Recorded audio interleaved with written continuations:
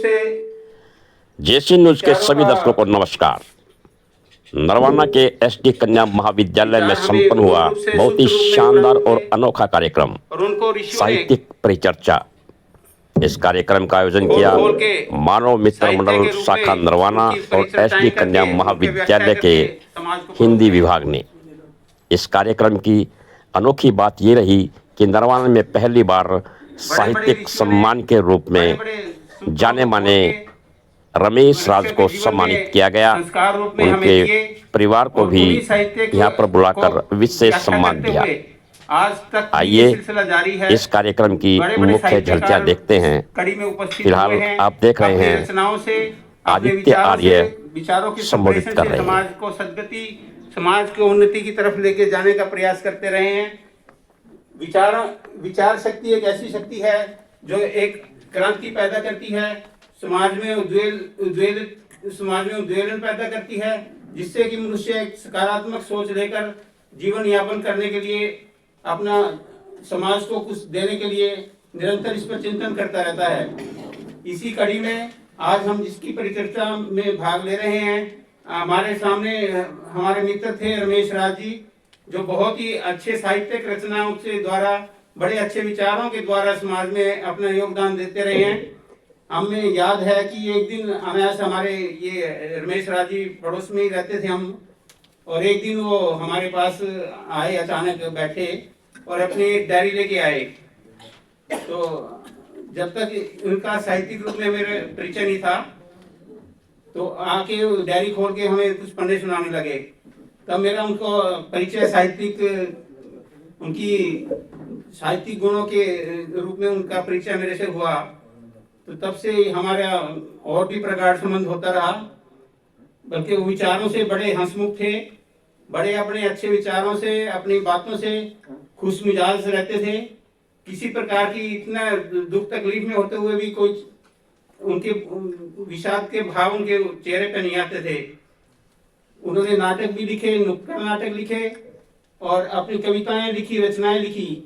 और मुझे याद है वो प्रेस चलाते थे, जब एक पुस्तिका भी निकालते थे, शायद सद्भावना के नाम से पुस्तिकाएं निकालते थे, और उसमें उनकी रचनाएं प्रकाशित होती रहती थी। मैंने भी जैसे पिताजी के द्वारा लिखी हुई एक पुस्तक, पालवी नीलांजलि भजनों की पुस्तक है, उनका प्रकाशन भी मैंने इनसे रमेश राज जी से करवाया। तो बड़े रुचि लेकर हमने खुद ही उसका कंपोज करते थे और उसकी अशुद्धियां भी खुद भी बैठ के चर्चा करते थे। इस प्रकार से हाँ, ये दुखद रहा कि उनका स्वास्थ्य प्रतिकूल रहा। उनको थोड़ी ही उम्र में यहाँ से प्रयाण देना पड़ा। इस बात का हमें, समाज को भी और हमें भी बड़ा दुख रहेगा उनके प्रति। लेकिन मैं चाहता हूँ कि उनकी जो रचनाएं हैं वो ज़्यादा से ज़्यादा प्रकाशित होकर फैलें, उनके विचारों का पता लगे, ताकि आने वाली पीढ़ी को भी प्रेरणा मिलती रहे। इन्हीं शब्दों के साथ में आप उनको श्रद्धांजलि देते हुए अपने वक्तव्य से विराम देता हूँ। धन्यवाद।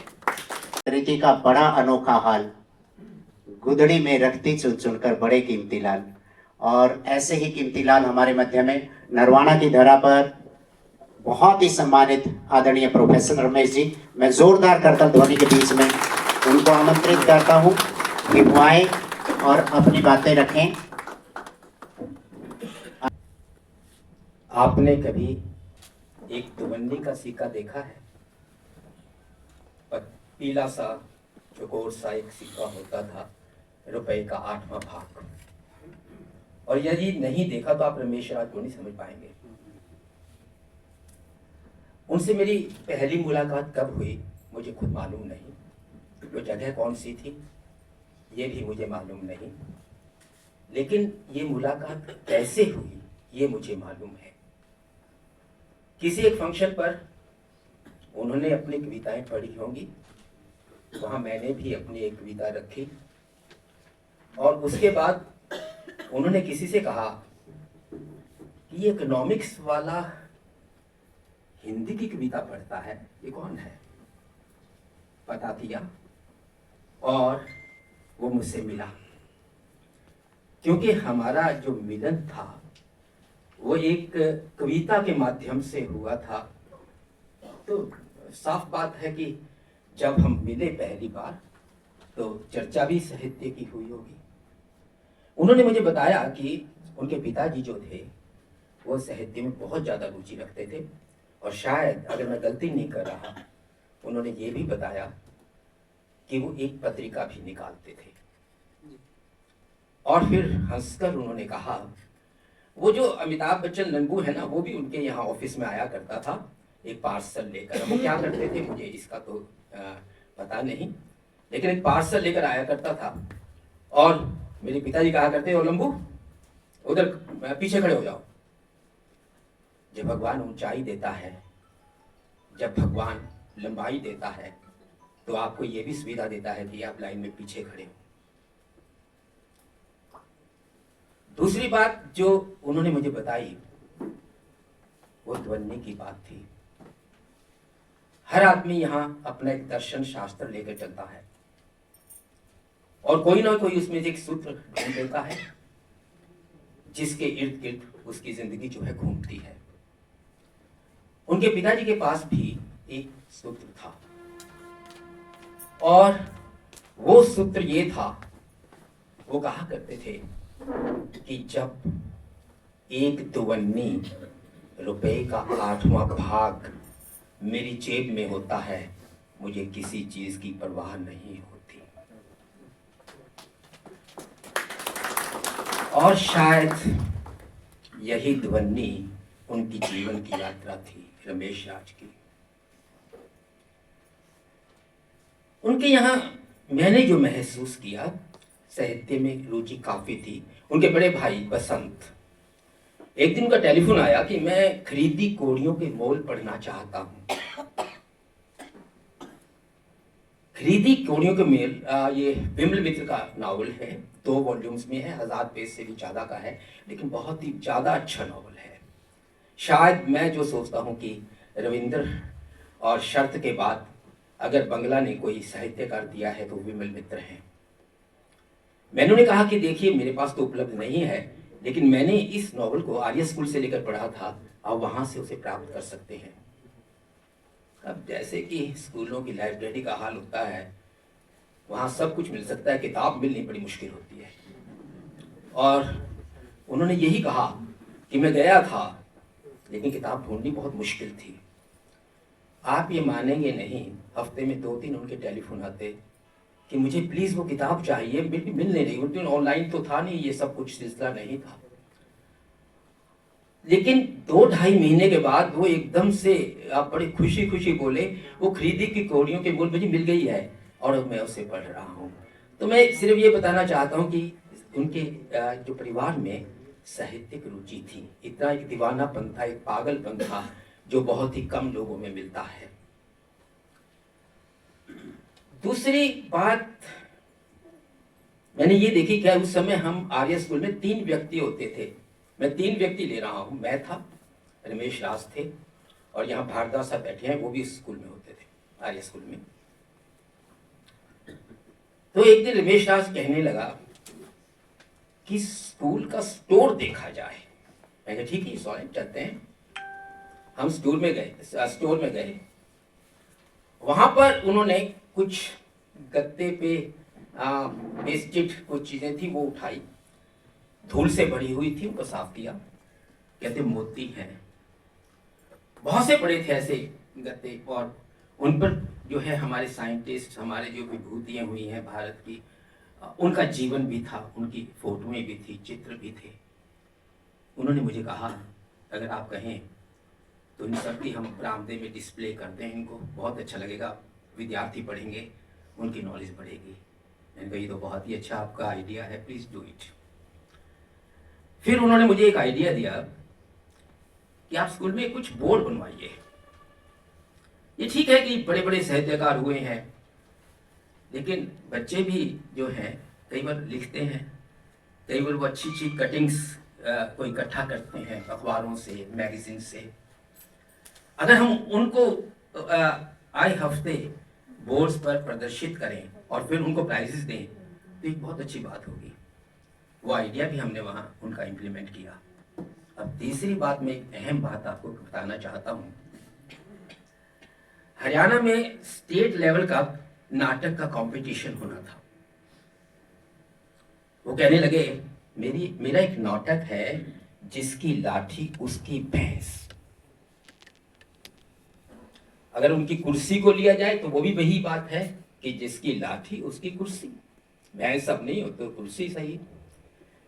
फिर मैं लेके जाना चाहता हूं उसे। मैंने ठीक है, आप लेके जाइए उसको।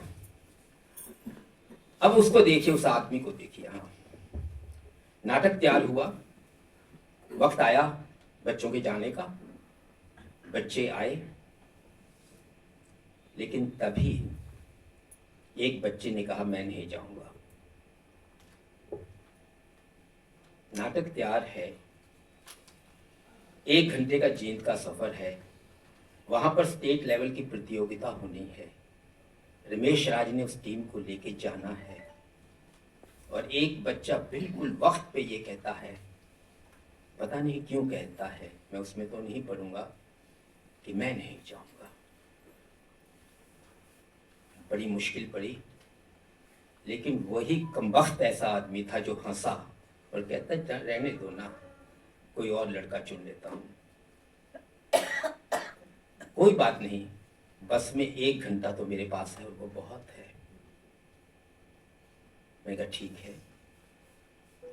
उसने एक लड़का एट रैंडम, यानी कि कोई ये नहीं कि वो कलाकार हो, उसने पहले नाटकों में पार्टिसिपेट किया हो, ऐसी कोई बात नहीं, एक रैंडम उसने एक लड़का चुना। और जब वो जाने लगा, मेरे सामने ही बैठा था, मैंने उसे एक बात पूछी, और जो मैं आप सबसे भी पूछना चाहूंगा, क्यों जा रहे हो वहां? तो वो हंसा। कुछ तो वो मेरे समीप था और कुछ मैं उसके समीप था, हम एक दूसरे को जानते थे। उसने कहा मैं एक मैसेज लेकर जा रहा हूं। कोई फर्स्ट सेकंड थर्ड आने की बात ही नहीं, सिर्फ एक मैं मैसेज देना चाहता हूं कि जिसकी लाठी होती है उसकी भैंस होती है। वो राम के राज में भी था, वो द्वापर में भी था, वो आज भी है, वो कल भी रहेगा। ये मैं मैसेज देना चाहता हूं। मैंने कहा मेरा काम बन गया, अब आप जा सकते हो। लेकिन आप लोगों के लिए बता दूं, जो कि सक्सेस को ही पूछते हैं, जो कि फर्स्ट आना चाहते हैं, जो वो ट्रॉफीज रखते हैं अपने ऑफिस के अंदर कि ये बच्चों ने बड़ी अच्छी प्रतियोगिता की है, और उन बच्चों को भूल जाते हैं जो उनके स्कूल में फेल हुए हैं, उन बच्चों को भूल जाते हैं जो रेहड़ी लगा रहे हैं, जो छोटी सी दुकान पर बैठे हैं, वो भी उन्हीं के बच्चे हैं। वो नाटक उनका फर्स्ट आया था स्टेट लेवल पर।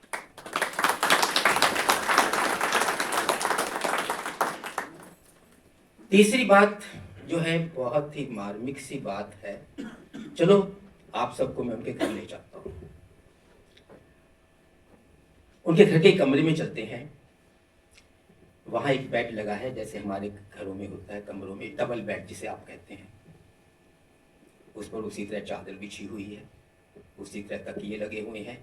साइड में एक टेलीफोन भी पड़ा है, जिसका जिक्र राणा साहब ने किया। जब वो टेलीफोन बजता था, वो जीते थे, जब सुनते थे तो मर जाते थे। इसके पीछे एक बहुत बड़ी कहानी है, वो मैं कहूँगा नहीं, ना कहने के योग्य है। तो हम बैठे थे, बात होने लगी। बात कृष्णचंद्र पर आई। कृष्णचंद्र बहुत बड़े साहित्यकार हुए हैं।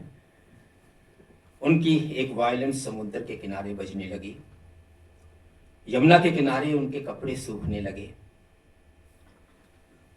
उस कुएं की जो है सफाई होने लगी एक टाउन में, और उसमें से एक गंगा निकला, उसमें से और चीजें निकलने लगी। और कृष्णचंद्र देखते गए कि इनकी ये कहानी क्या है। कृष्णचंद्र के बाद, अब तो जानते हैं कि किसी घर जाओ तो कम से कम, मेरे घर तो नहीं ये होता, चाय का कप तो मिलता ही है। चाय का कप आया, चाय की चुस्कियां लेने लगे, साहित्य को डिस्कस करने लगे। मंटो साहब का जिक्र आया।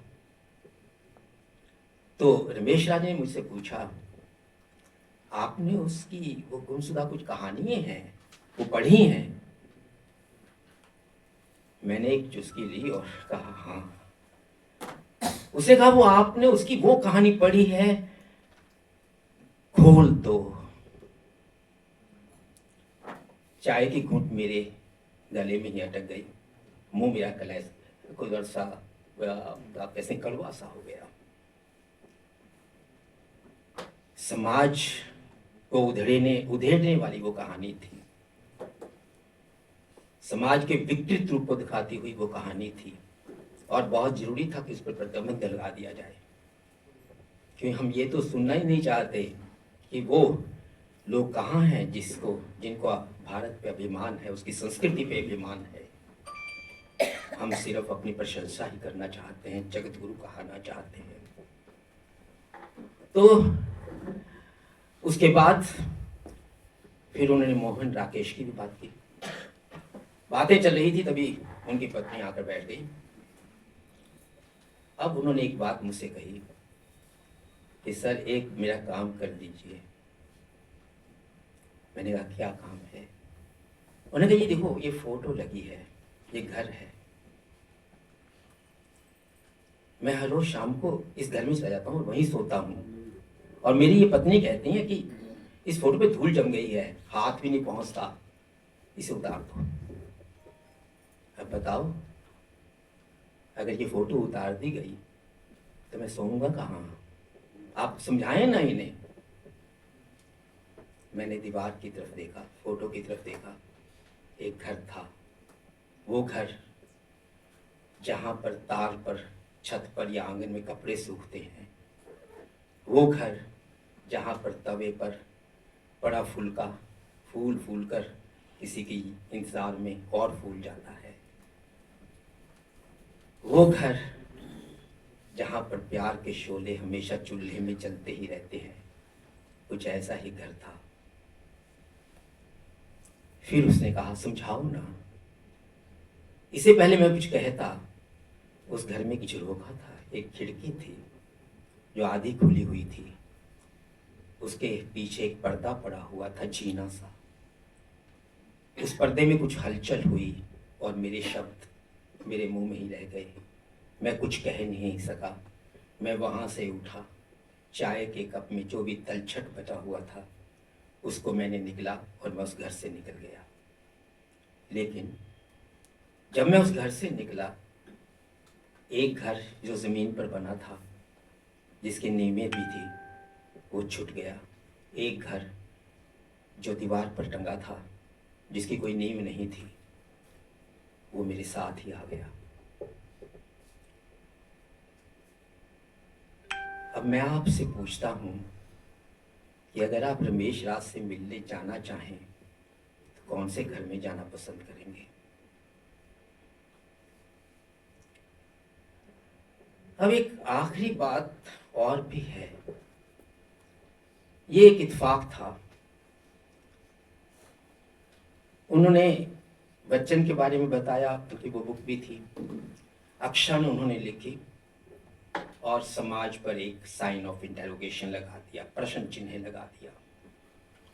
दूधिया अंधेरा उन्होंने लिखा, फिर उन्होंने समाज पर एक प्रश्न चिन्ह लगाया। उन्होंने सिर्फ, अगर मैं ये कहूँ, जिसकी बात की गई कि उनको बहुत साल लग गए लिखते हुए, हे प्रभु जो किताब लिखी, क्योंकि वो किताब लिखते थे, मुझे दे जाते थे, मैं पढ़ता जरूर था। वो किताब मुझे बहुत ज़्यादा अच्छी लगी, लेकिन उस जालिम ने वही काम किया जो उसे करना नहीं चाहिए था। सब चीज़ों पर वो प्रश्न चिन्ह लगाता लगाता आखिर में उसने वो सत्ता जो कि अंतिम सत्ता है, जिसको हम पूजते हैं, उस पर भी प्रश्न चिन्ह लगा दिया।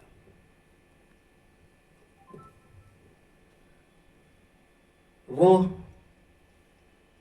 गालिब ने कहीं कहा है कि दिल का क्या रंग करूं खूने जिगर होने तक। उसके दिल का तो रंग हो चुका था, उल्टा हिसाब हो गया गालिब से, बिल्कुल उल्टा। वो कह रहा है दिल का क्या रंग करूं खूने जिगर होने तक। यहां दिल का रंग तो हो चुका, जिगर बाकी रह गया, और उसने उसका भी खून किया। जानबूझ के खून किया, समझते हुए खून किया उसने उसका। हिसार हॉस्पिटल में वो पड़ा था, मैं उसके बेड के पास ही खड़ा था। उसकी सांसें उखड़ रही थी, डॉक्टर भी सिरहाने खड़ा था क्योंकि अंतिम समय आ गया था। उसने एक जगह लिखा है कि मैंने शुरू में मधुशाला पढ़ी, मधुबाला पढ़ी, मधुकलश पढ़ा। काश उसने ख्याम की मधुशाला भी पढ़ी होती, जो कि हरिवंश राय बच्चन ने लिखी थी, जिसका अनुवाद किया था। मैं ये कहता हूँ लिखी तो नहीं थी। बहुत ही मार्मिक किताब है ख्याम की।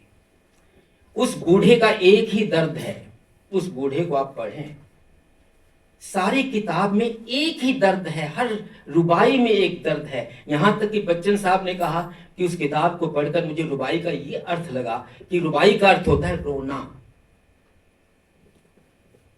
उसका एक ही रोना है, एक ही रोना है, जिंदगी बहुत कम है और जिंदगी चाहेगी।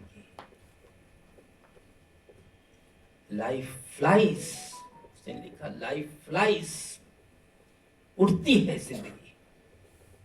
काश वो मधु कलश के साथ, मधुबाला के साथ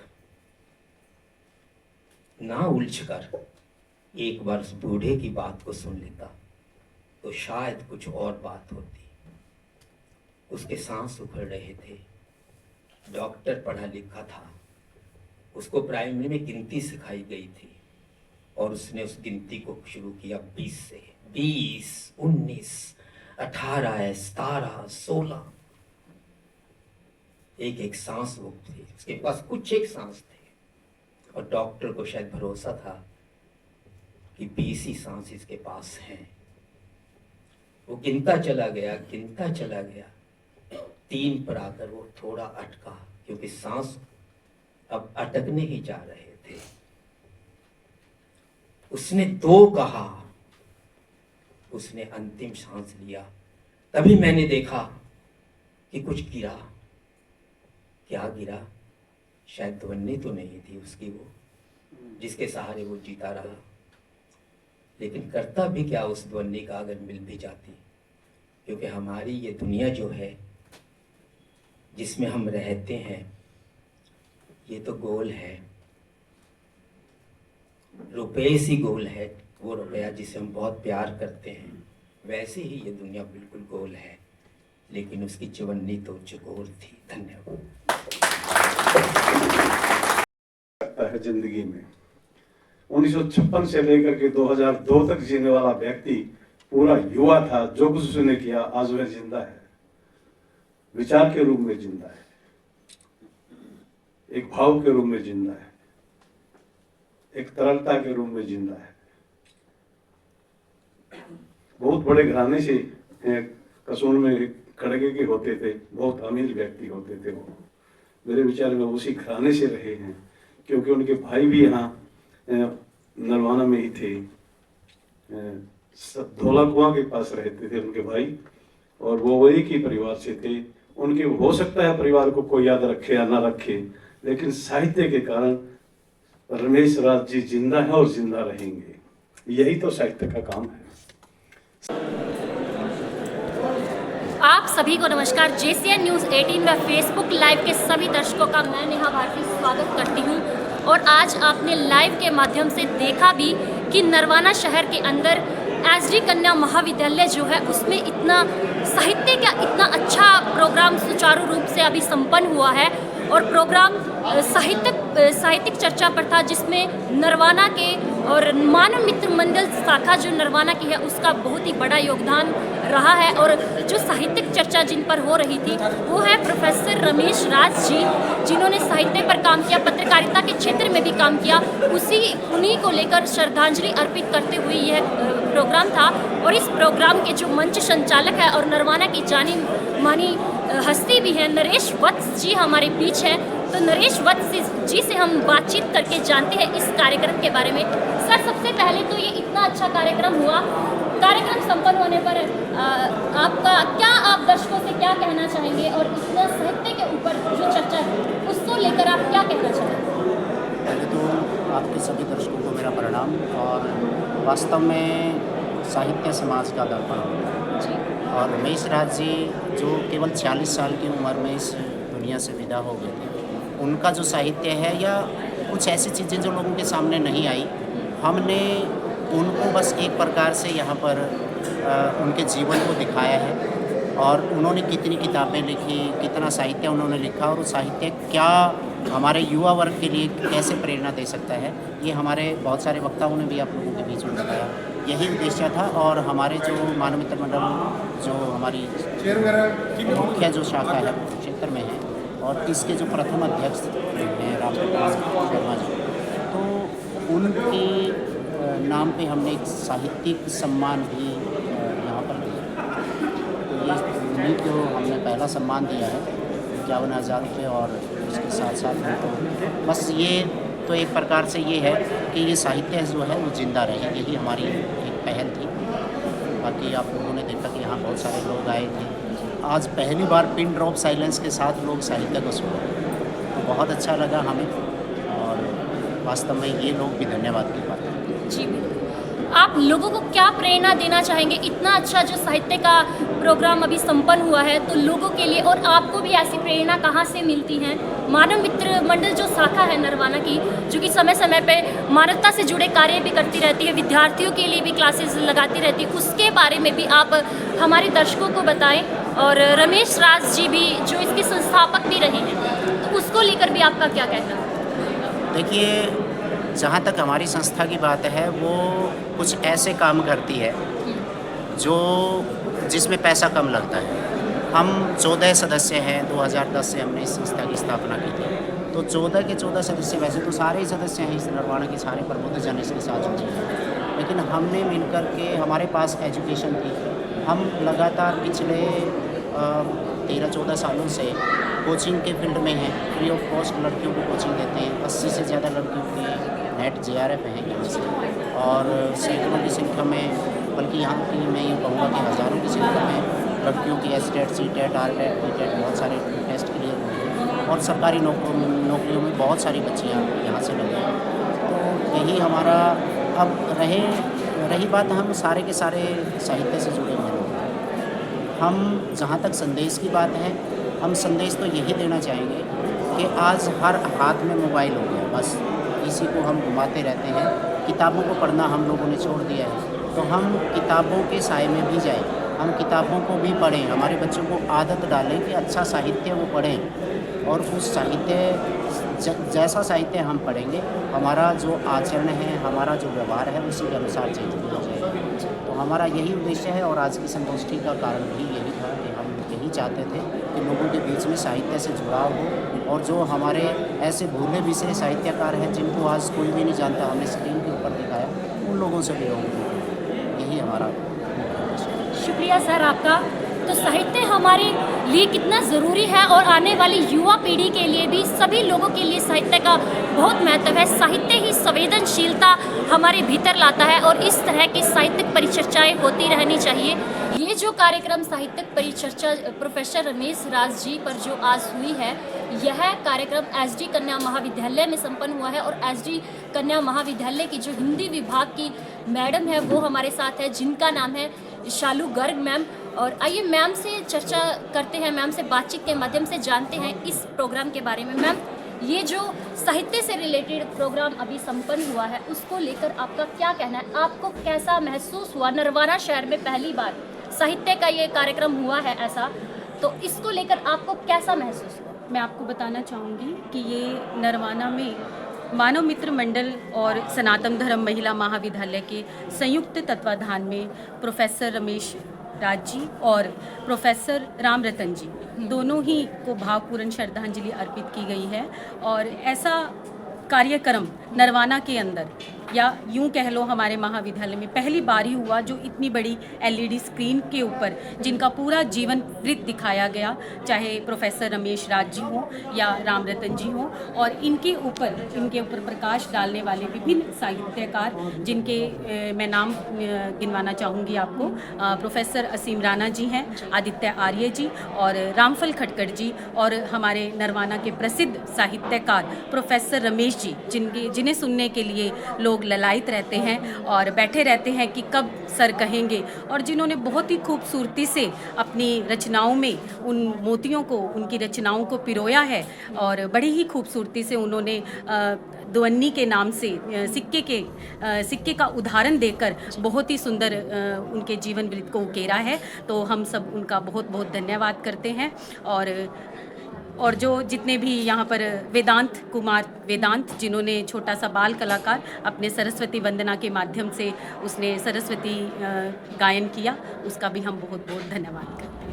मैम, आप हिंदी विभाग की अध्यापिका हैं और साहित्य का यह कार्यक्रम रहा, तो जितने युवा आपको देख रहे हैं, युवा और साहित्य को लेकर उस संदर्भ में आप क्या कहना चाहेंगे? साहित्य और युवा, अब रमेश राज जी की बात करें तो जो उनका जो जीवन था बहुत ही छोटा जीवन था, लेकिन उन छोटे से जीवन में उन्होंने इतनी सारी रचनाओं को उकेरा, चाहे वो मधुशाला हो, चाहे वो मधु कलश हो, और हरिवंश राय जी बच्चन जी के साथ इतनी छोटी उम्र में उनके सीधे संबंध थे। और जैसा कि प्रोफेसर रमेश जी ने बताया, कृष्ण चंद्र जी, मोहन राकेश जी, उनकी मूर्तियाँ उनके कमरे में थी और उनके बिना वो सोते नहीं थे, उन्हें नींद नहीं आती थी। तो मैं चाहूँगी, मुझे लगता है कि आज के जो हमारे युवा वर्ग है जो बहुत कम साहित्य को पढ़ते हैं, किताबें, जैसा कि उन्होंने भी बताया कि किताबें हाथ में नहीं रखते हैं, तो मोबाइल रखते हैं, तो मोबाइल के स्थान पर अगर ये किताबें अपने हाथ में रख लें, जो साहित्यकार पहले थे या जो आज हमारे बीच नहीं हैं, उनको आज हम दोबारा से जीवंत कर सकते हैं अपने युवा वर्ग के माध्यम से, क्योंकि साहित्य समाज का दर्पण है। तो अगर साहित्य जिंदा रहेगा तो मानव भी जिंदा रहेगा। धन्यवाद मैम। तो आप सभी से भी यही हम गुजारिश करते हैं कि थोड़ा समय फ़ोन से हटकर किताबों पर आएँ, साहित्य को पढ़ें, क्योंकि साहित्य ही हमारे भीतर संवेदनशीलता लाएगा, हमें मानव होने का एहसास जो कि मर रहा है प्रतिपल, कहीं ना कहीं मानव अलग दिशा में जा रहा है, वो इंसानियत हमारे भीतर पुनः जागृत हो पाएगी जब हम साहित्य को उठाकर, साहित्य की किताबों को उठाकर पढ़ने लगेंगे, तो हम जीवित फिर से अनुभव करने लगेंगे सुख और दुख को। आप सभी बने रहे JCN न्यूज़ 18 के साथ और आपकी अपनी नेहा भारती के साथ। लाइक, शेयर और सब्सक्राइब चैनल को आप जरूर कीजिएगा और खबर को ज़्यादा से ज़्यादा शेयर कीजिएगा। आप सभी का धन्यवाद।